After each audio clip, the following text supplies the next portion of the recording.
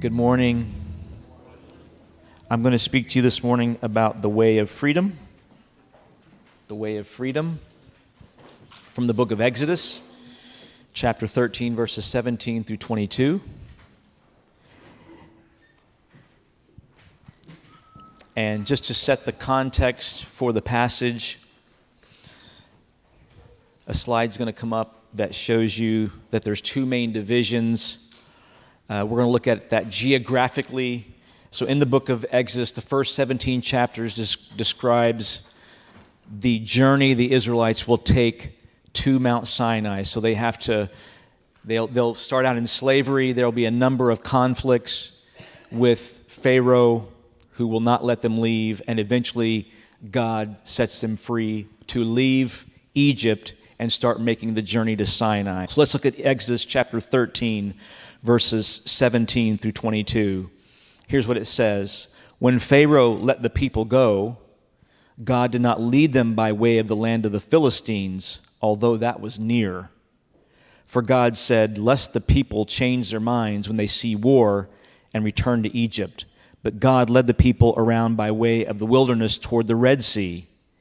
And the people of Israel went up out of the land of Egypt equipped for battle. Moses took the bones of Joseph with him, for Joseph had made the sons of Israel solemnly swear, saying, God will surely visit you, and you shall carry up my bones with you from here. And they moved on from Sukkoth and encamped at Etham on the edge of the wilderness. And the Lord went before them by day in a pillar of cloud to lead them along the way, and by night in a pillar of fire to give them light, that they might travel there by day and by night. The pillar of cloud by day and the pillar of fire by night did not depart from before the people. Now, that last verse there, pillar of cloud by day and a pillar of fire by night, I actually had chosen this text a few weeks ago, so it was not related to any of the events that happened this week with the fire and clouds that you saw in our area, which were not very good for guidance. But we'll say more about that a little bit later. During the summer, or actually from, we're still in spring technically, but from Memorial Day weekend, which many consider the beginning of summer, all the way to Labor Day weekend, we have what I call the three-day weekend trifecta that we all look forward to, with Memorial Day, where we remember those who sacrificed their lives on behalf of the freedom for this people in this country. Independence Day, where we declared our freedom from the tyranny of the King of England, and I'll happen to be in England on July 4th, celebrating our independence privately in my mind, in my heart. And then there is Labor Day, which is where we recognize the contributions of workers to our prosperity and our well-being and our strength as a nation. And just another side note on that. In England, they take all kinds of bank holidays and they take a lot of time off from work, which is why we're ahead of them. So I'm just going to say that right now. They don't work hard enough to stay up with us. But anyway, so in those three-day weekends, not only, most of you probably think about hot dogs and hamburgers, but you really should also consider the freedoms that we have, the cost of freedom that we remember on Memorial Day, the fact of freedom that we remember during Independence Day, and then the responsibility of freedom in Labor Day, the aspect of work. And the other thing that I'll say about freedom that ties into those holidays is that the early settlers coming to America, they understood themselves as experiencing what could be considered a second exodus, in which they left the shores of England and Europe, and they came to North America through the sea, right, through the ocean, through the Atlantic Ocean, and they understood themselves to be having a second exodus where God was bringing them out of bondage to freedom here. So keep that in mind as we go through this text. Over the years, I've returned again and again to a book that, the title actually captivates me. I'm not even sure I've read the entire book, but the title, I keep going back to that, and it keeps resonating in my mind. And it's called this. It's called A Long Obedience in the Same Direction, Discipleship in an Instant Society. And the basis of the book is a quote by the philosopher Nietzsche, who was an atheist. Although during the last 5 years of his life, he was in an insane asylum, and I'm not sure if the quote comes out of that, but it sounds like a Christian quote, and that's how Eugene Peterson uses it. And his quote is, "The essential thing in heaven and earth is that there should be a long obedience in the same direction. Thereby results, and has always resulted in the long run, something which has made life worth living." So Nietzsche's pointing out that the thing that we pursue over the course of our entire lives is, or should be, that thing which is worth living. And Peterson, at the beginning of his book of that title, says this: "One aspect of the world that I have been able to identify as harmful to Christians is the assumption that anything worthwhile can be acquired at once." Anything worthwhile can be acquired at once. And as we look at the text that we read earlier today, we can see that God did not lead Israel on a short journey. It says specifically that he avoided the shortest path and he took them on a longer path because he was working on a long obedience in them. And here's what George Morrison said about this passage that ties in. He said, "Israel's exodus from Egypt wasn't the end of their experience with God. It was the new beginning. It took one night to take Israel out of Egypt, but 40 years to take Egypt out of Israel." So again, a long obedience in the same direction. So as we think about freedom, it is not enough to be a liberated people, because God liberated the Israelites. But then the question was, how were they going to live under that freedom? And we see in this text that they begin that process and that journey. So this text, I think, is going to help us see how that works. So they were going to begin the long way of freedom. So the big idea of this message is that we prefer the short way, but God takes us on the long way of freedom and spiritual formation. And I'll just say before we get in, for me, my journey, I would say my spiritual journey began my senior in high school, but then we felt like we were supposed to come and live in New Jersey. A lot of people have that feeling because it's a mess here, as all of you know, and there's a lot of work to be done.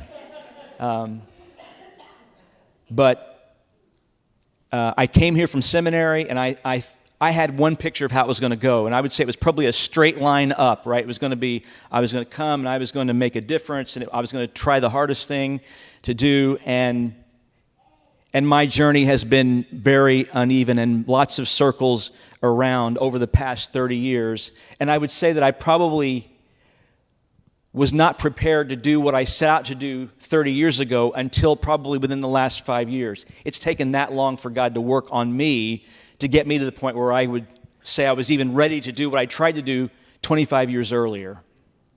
It is a long obedience in that direction. The 3 points today we want to look at. Number one, God leads us on the long way of spiritual formation from verse 17. Number two, God reminds us during the long way that we are part of a larger story. That's in verse 19. And God guides us on the long way, even if it doesn't always feel like it, in verses 20 to 22. So let's get started. Number one, God leads us on the long way of spiritual formation.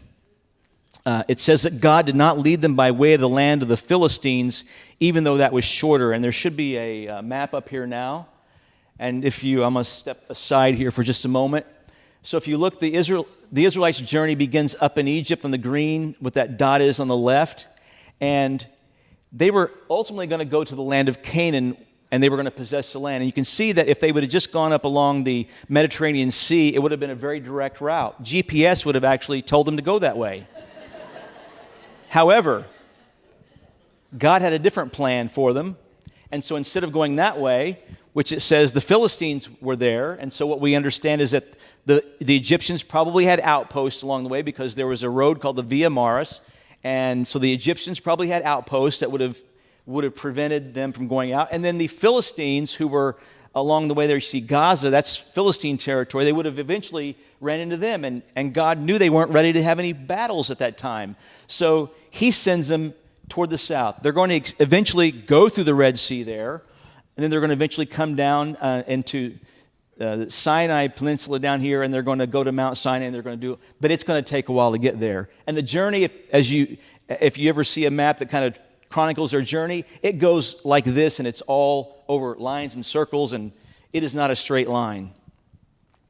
So that was not the most efficient path. We generally believe the shortest, most efficient path is always desirable. GPS, we all have that now. We could barely find our way around if we had to use a map to drive places, but GPS takes us right there. I live in Leonia. Every Sunday afternoon at about 2 o'clock, people going back to New York across the bridge start getting directed through Leonia because the bridge traffic backs up. So if I'm not home by about 2 o'clock on Sunday afternoon, I know that I will not be able to get home very quickly. And if I'm home, I just have to stay home because I can't go anywhere because the traffic is so bad. The shortest, most efficient path is not always the best path. Gunther Plaut, in his commentary on the Torah, says this about this text. God's liberated people would soon become God's covenant people. If the Exodus is the hinge of Israel's fate, Sinai is the place which gives it meaning. It now becomes clear that liberation from Egypt, for all of the seminal importance it will occupy in Israel's memory, does not stand by itself. It is to make the liberated people ready to become God's covenanted people. For other nations, freedom is a value in and of itself. For Israel, it is the foundation of its spiritual life, and its full meaning cannot be disclosed until the road to Sinai is completed. So if we were to translate that into Christian terminology, our salvation experience is a point in time in which we are set free. We are given freedom. But then when the Israelites went to Mount Sinai, they received the covenant, the laws of God, and they had to learn a new way to live and to worship. And so we are given freedom initially, and then we learn how to live and respond to God in obedience. Most people seem to think that you try to live in obedience first to earn God's favor, but it doesn't work that way. You receive freedom first, and then God leads you to covenant life.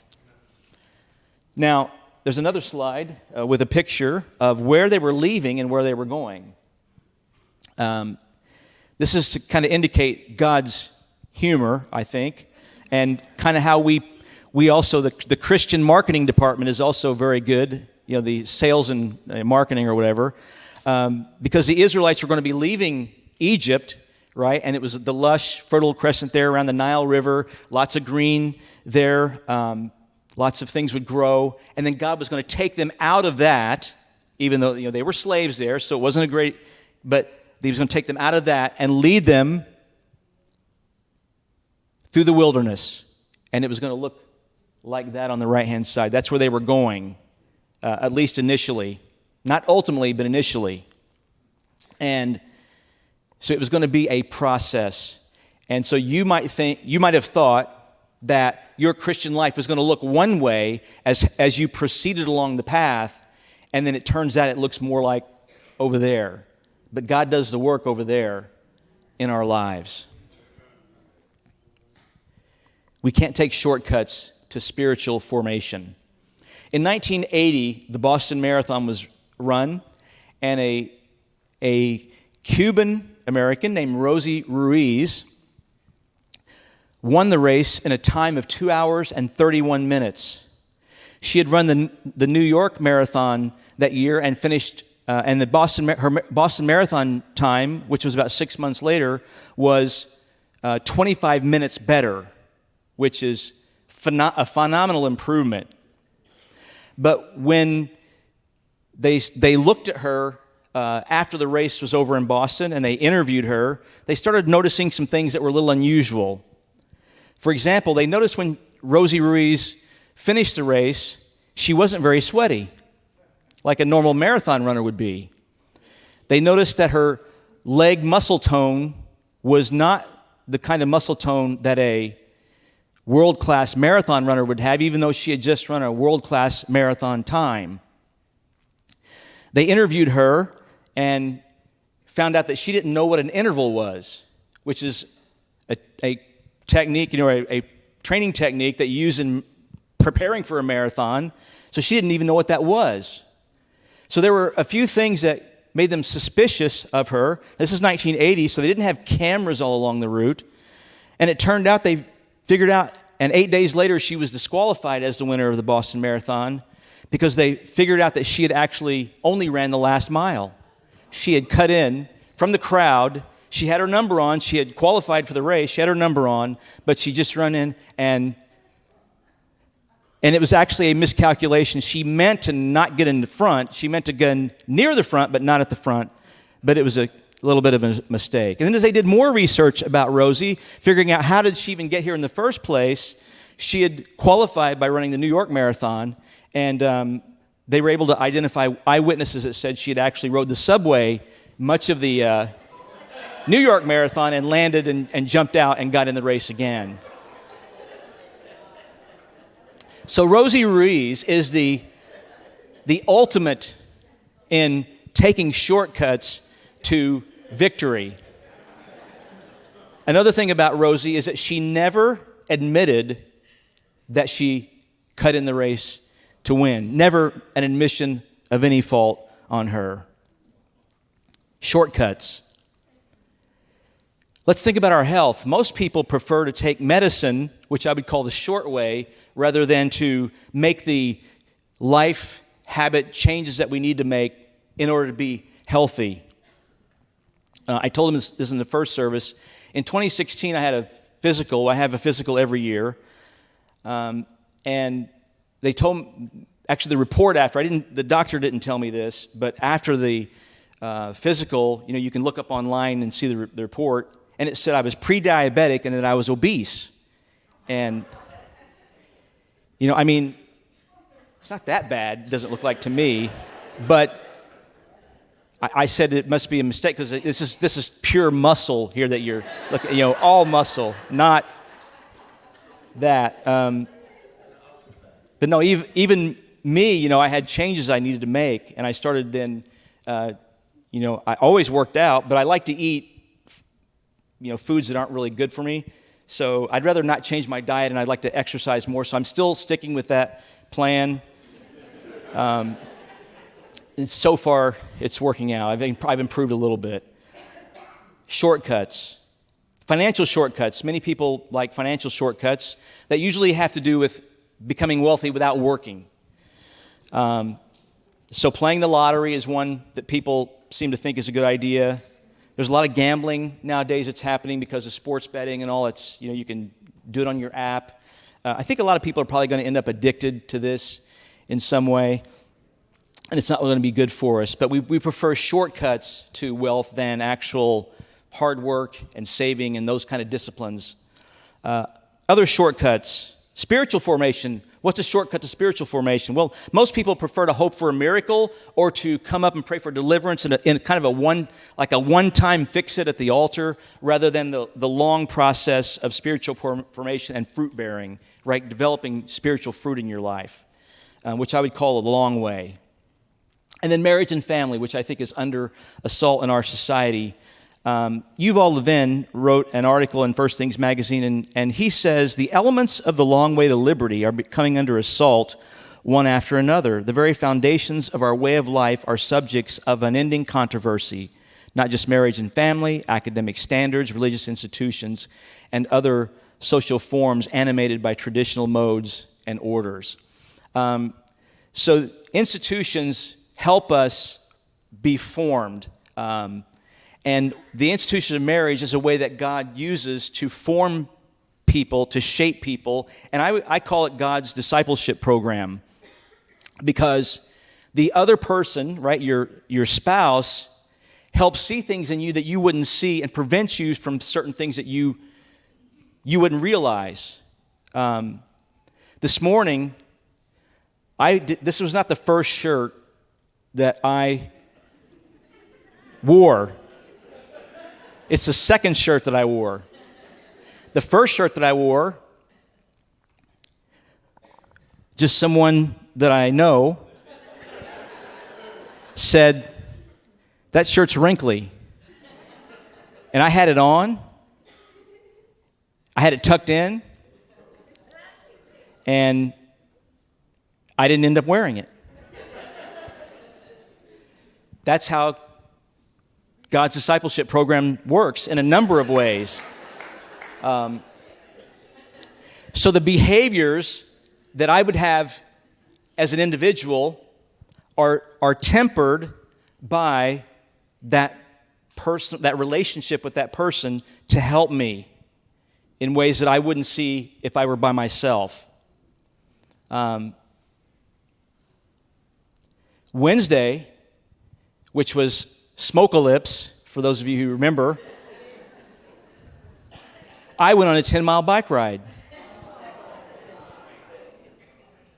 There was no one home to stop me.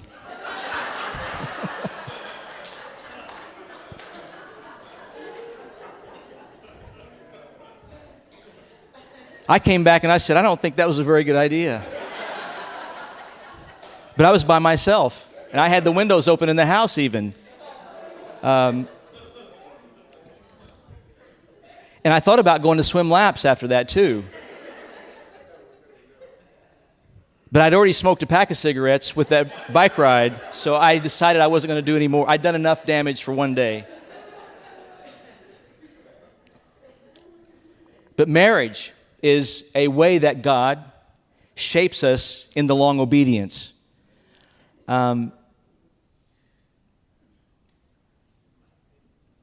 Other things that it does, if you marry, you're more likely to be, financially more successful. A 1992 study of retirement data shows that individuals who were continuously married had 75% more wealth at retirement than those who never married or who divorced and did not remarry. So marriage does a lot of good things for us.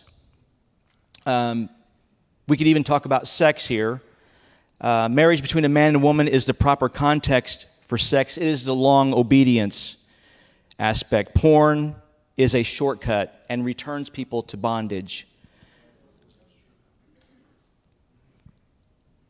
All right. Now in verse 18, let's move ahead. It says something unusual here. It says that God, in verse 17, led them away from, led them on the long way, because he said they might change their mind when they see war. And yet it says when they went out that they were, in verse 18, equipped for battle.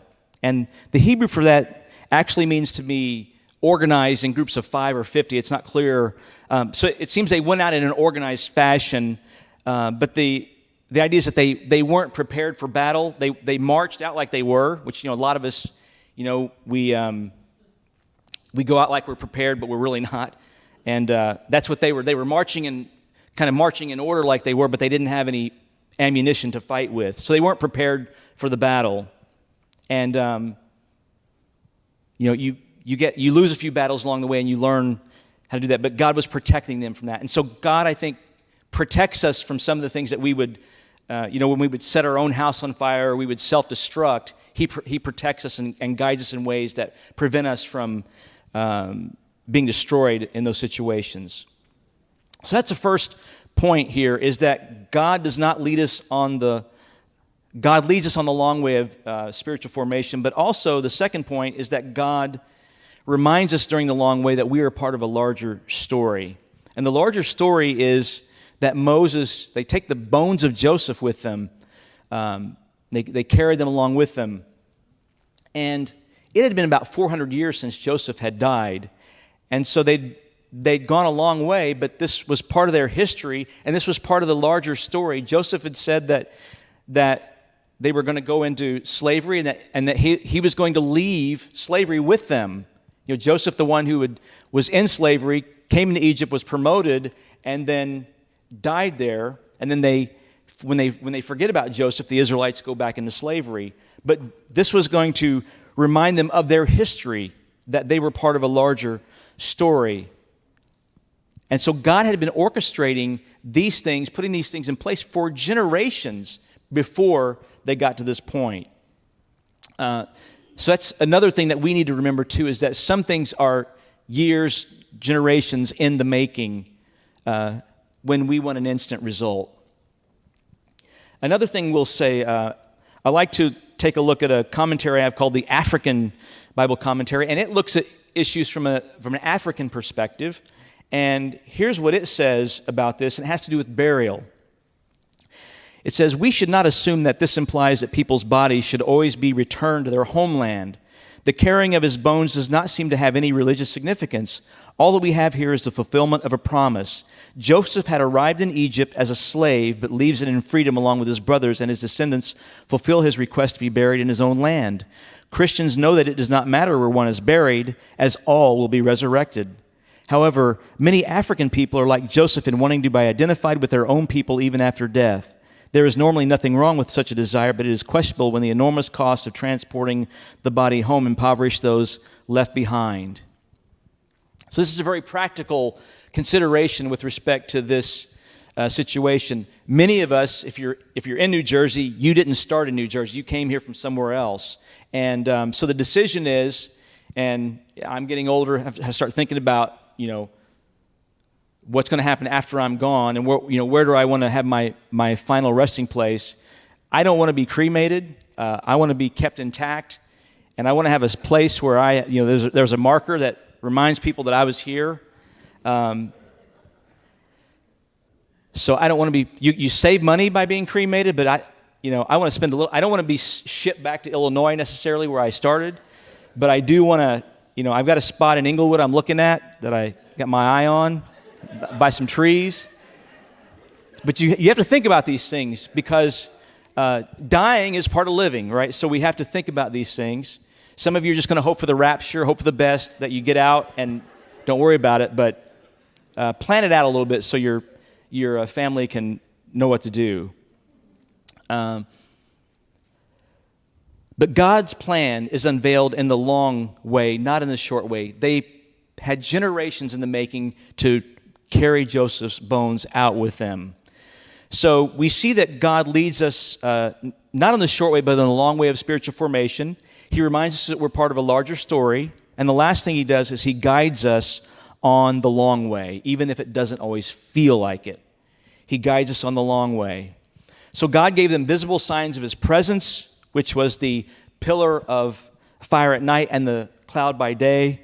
And we know that what we experienced this week was not that, because there was no direction. You just went outside and it was just a massive, confusing fog that we were in.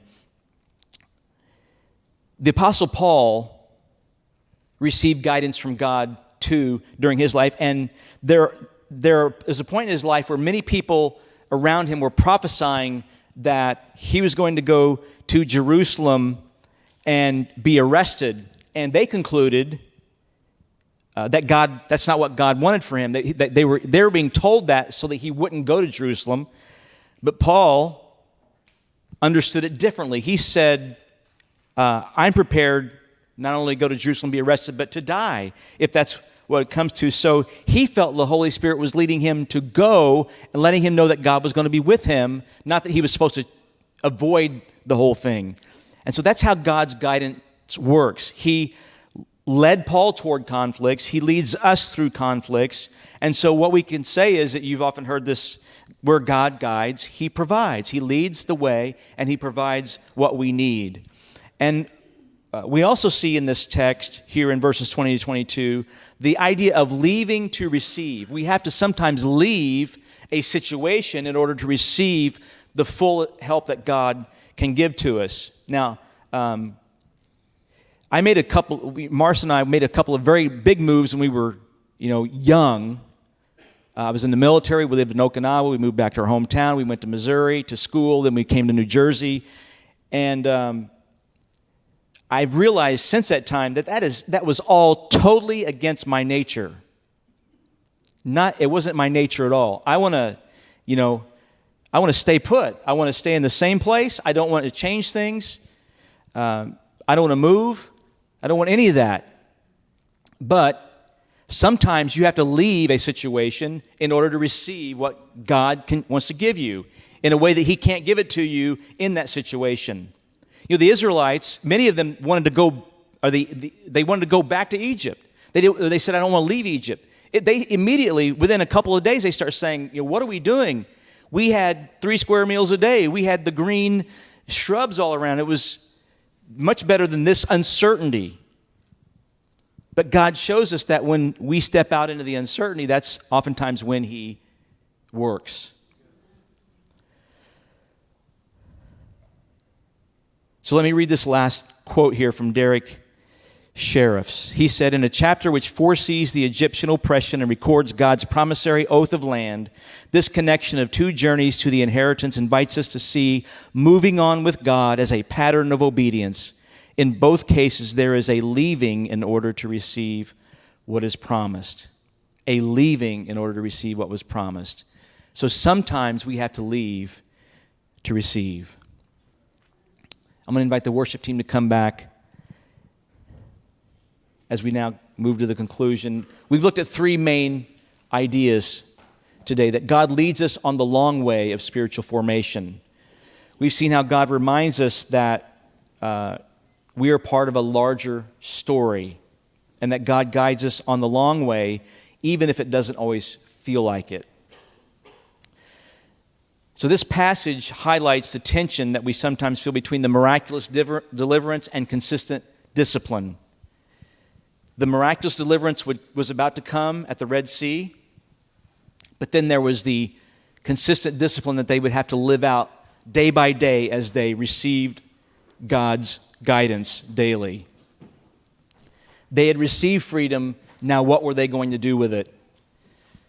British novelist Charles Kingsley says it this way: there are 2 freedoms, the false, where a man is free to do what he likes, and the true, where a man is free to do what he ought. We can see in Jesus' life that he was also oriented toward the long obedience. Remember when he was tempted in the wilderness and Satan came to him and made him 3 offers.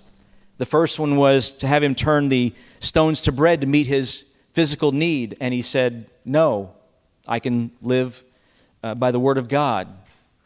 The second one was to create a self-induced emergency that God would then have to swoop in and rescue him as he jumped off the pinnacle of the temple. And Jesus said, no, I'm not going to do that. And the third one was, if you will bow down and worship me, I'll give you all of the kingdoms. But Jesus knew that this was also another shortcut that he would not be able to take. Because Jesus was oriented to the long obedience of the cross. Jesus was oriented toward the long obedience of purchasing salvation for humankind. And it would not come through any shortcut.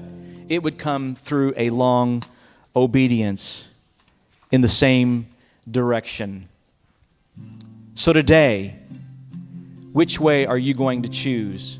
You're going to be faced every day, every week, every month with choices, whether to go the short way, the shortcut, or whether to go the long way of obedience in the same direction. I want to close with a section of Robert Frost's poem, The Road Not Taken. He wrote that kind of as a joke for a friend who had trouble deciding which path in the woods they would take when they were out for walks together. But it became, as it grew, it grew into something that people really identified with in the choices that we make in life. And here's what he said in the last paragraph of the poem. He said, I shall be telling this with a sigh, somewhere ages and ages hence.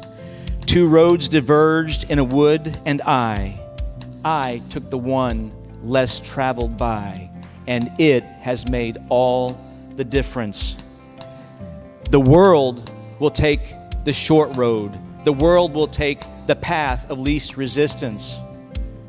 But for us who have been given freedom by God, a long obedience in the same direction is the way to go, and it will make all the difference.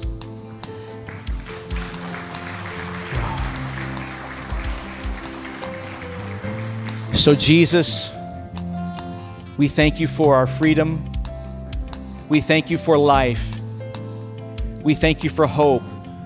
We thank you that our failures and our circular routes we have taken, and it sometimes seems like we are far from where we are supposed to be, we thank you that you're able to take those times and help us to see that you were still directing us, that you were still calling us, that you were still leading us. And so, Lord, I pray for each person here today. Some maybe are suffering the consequences of shortcuts. Some are struggling with decisions they will make. And I pray that as we continue to worship you together, that you'll speak to hearts and change lives in this place right now. And it's in your name we pray. Amen.